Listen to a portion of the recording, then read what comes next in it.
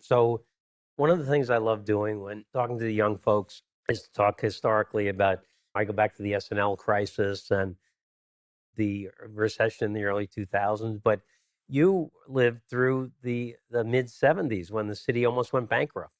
And I think that the headline in the New York Post, Gerald Ford, the city asked the federal government for a bailout, and Gerald Ford famously said, "Go to hell," to New York. So, what was it like in New York City real estate in the mid 1970s? Basically, there was almost no bank financing. So any deal that was done with seller financing, purchase money mortgage. As it happened at that time, Phil Rudd, who I'd met renting the space from, father-in-law had owned a factory in Brooklyn, which was condemned by the city, and he got an award in condemnation. Then there was litigation. Anyway, eventually he got an even bigger award, 1975, but the city didn't have any money.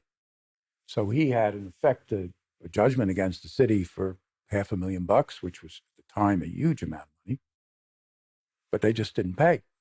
And, you could stand on the corner and scream or whatever you wanted to do. So, there was this period where they're sort of teetering. Once in a while, they'd make a little payment. Here's 50,000, here's 100,000, which we would then use to go and buy more buildings. So that was sort of the beginning became a larger portfolio that I put together. Got it.